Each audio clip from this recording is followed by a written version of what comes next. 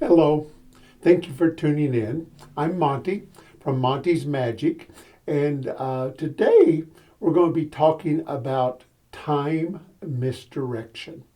This is actually part two in what is going to be an extensive series on misdirection, where I will be covering every aspect of misdirection as it is used by magicians. First, let's talk a little bit about what is time misdirection.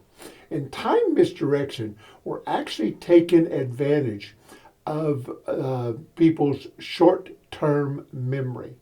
That's actually quite easy to do.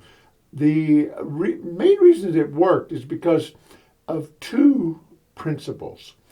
How long the average person can remember something in short-term memory, and they are also limited by the number of things they can remember in short-term memory.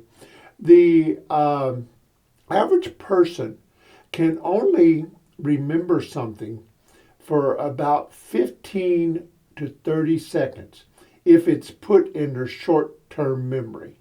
The average person can only remember about 7 different items, plus or minus two. Now, granted, there is different types of memory that use different parts of the brain. For example, of course, there's things we remember forever and ever. Hopefully, magic creates a lot of those memories. That's something that we want to be able to do for as we're doing shows, is create beautiful long-term memories. We'll use it in our favor for as time misdirection, but we also have to overcome on certain things. Fact that they won't always remember things we might want them to remember. So basically, what we have to do, if it's something we do want them to remember, we try and implement it and get it moved into their longer term memory sections of the brain. If it's something we want them to forget, we move it into the short term memory sections of the brain. Let's start with a couple of ways that we can take advantage of it to make things work better. The biggest thing we want to do to keep it in short term memory is don't put much emphasis on it. Trying not to get them to think about it at all. We're usually trying to get them to forget something that they may have seen that they weren't supposed to. So if you want them to not see something, immediately move their focus point to someplace else. Get something else in their mind. The more different things we can put in their mind, the more likely they are to forget it, because there we're taking advantage of the fact that they can only remember 7 things. So if we put 3 or 4 things in their mind at the same time, they're likely not to remember any of them because they're all falling very quickly into short-term memory. And of course, another thing you can do to help the time misdirection is increase the amount of time. The longer the time is between the action and the reveal, the more likely they are to remember it. Of course, if you go over the 30-second rule, they start forgetting very, very quickly. To prevent time misdirection from working against us, you want to do anything that will move the memory into long-term memory, or anything you can do to make them not forget. So how can we move it into long-term memory? Well, one, simply recap, where you tell them, now I want you to remember you picked the 4 clubs, so put that deep in the back of your head. We're going to use that information later. Well, that's actually moving it into long-term memory because they now know that's important, and they subconsciously shift it out of short-term memory into long-term memory. You can do things like have them take a physical note, write it down on paper.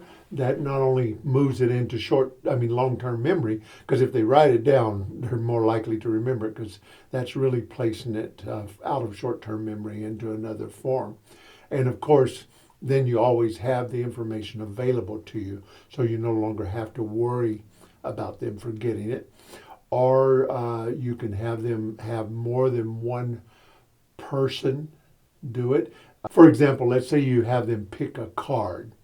Uh, we'll use the four clubs, whatever. You have them pick a card. Well, ask them to show it to the people to your left and right. Now that will help us remember it because we're going to use it later. So what you've done is you've reinforced it here again in a couple of different ways.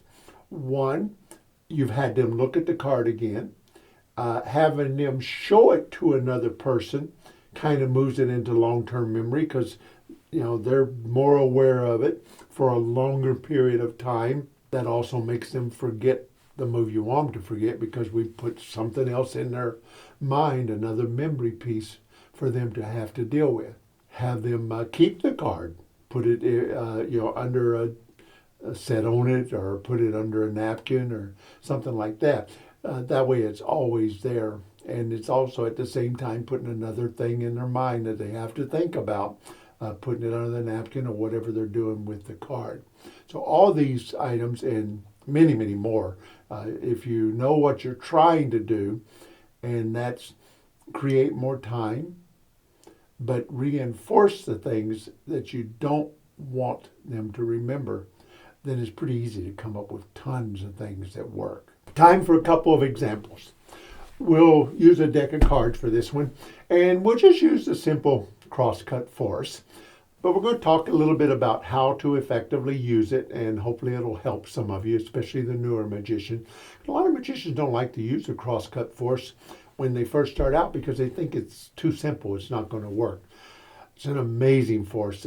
Frankly, once you learn the power of time misdirection, it never fails. It's just amazing. We'll use the deck of cards here, and we'll use the top card, the Ace of Hearts. That's the one we're going to force. I'll set it on top of the deck like this, but I'll turn it upside down just so you can follow it. Normally it would stay up, stay that way. But I'll turn it upside down so you can follow it, and that way you can see it all the time. As you could shuffle the cards if you want. All you have to do is just make sure that that one falls last and stays on the top. So you can shuffle them as many times as you want. That's fine. Then you after you've shuffled them, you put the deck down on the table, and you tell the spectator to cut the cards one time. Well, when you do that, he cuts the cards like this. Perfect. You tell them to put the other half on top of the deck like that. Now, that's pretty obvious. But what makes it work is you immediately pull the focus point away from it, and you start working to use time misdirection to your advantage so that they forget that. So immediately when they lay the card down, you says, now, what we want to do, so I've done a couple of things there.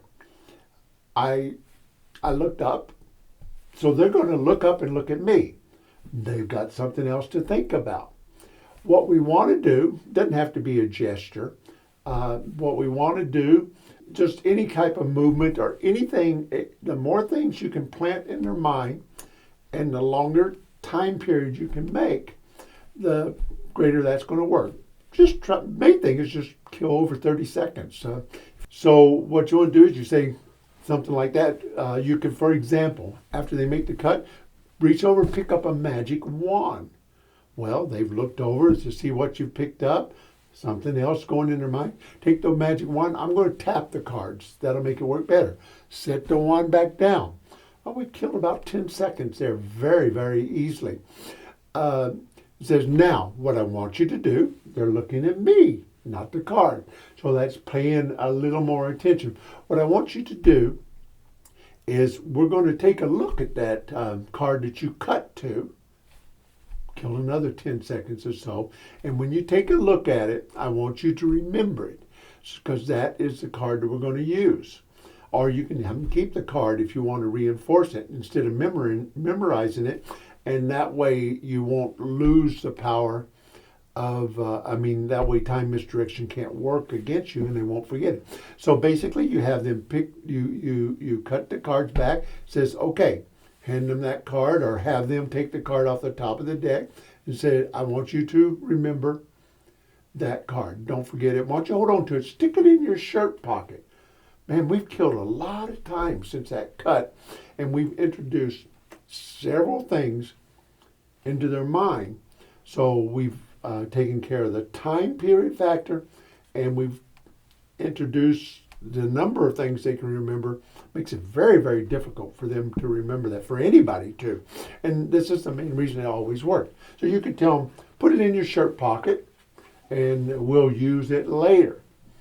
So now you go on with your patter, your story, whatever routine that you're doing after that, and they will never even remember that you had anything to do with the cut. All they'll remember is I cut to the card, if they remember that. For the next example, we'll move on to a coin and use something very familiar to just about every magician. It's probably the first vanish you learn, the French drop, where we take a coin like this, make it vanish up in the air, rub the back of the hand, and it comes back. Okay? Now, obviously I didn't use 30 seconds there, but I did take advantage of the different things, the different times that they do. First off, in case you're not familiar with the French drop, the coin is just falling into this hand and you're just pretending to take it. Okay, that's why the French drop worked. But let's, and the one I did there, let's just count the actions a little bit. We put the coin in the hand, that's fine. Okay, thing one, let's figure out how many things we're planting in their short-term memory, okay, or that I did there. Thing one, they see a coin, that's great. Thing two, they see you take the coin. That's two things they're trying to remember. We want them to forget the fact that we've dropped it in the hand, so that's two things they're trying to remember. We bring the hand up, that's three things they're trying to remember. We blow on it, that's four things that they're trying to remember. We do a little magic gesture, that's five things. Toss it up in the air, that's six things. Do the reveal, that's seven things that they're trying to remember. Rub the back of the hand, that's eight things they're trying to remember. And I usually even throw in another one, tap the back of the hand. 9 things, obviously I'm getting well over the limit, and I rub on it, okay? And that makes the coin 10 things, 11 things, disappear and move back right into my hand. So you can see with just a little bit of pattern there, we can do all sorts of things. Now, how can we do it with time? Well, for example, we'll use the same French drop. I don't have a magic wand down here, but if we would, I'll just use my deck of cards like a magic wand. So think of this as a magic wand. We'll lay it there. So how are we going to do it with time? Well, it's not very difficult. You can kind of look on the video and see how much time passes on this. It'll actually surprise you a little bit. We can get to 30 seconds very, very quickly or very easily. We want 30 seconds from this point till we reveal it back in the hand. Okay, that's where we want the 30 seconds.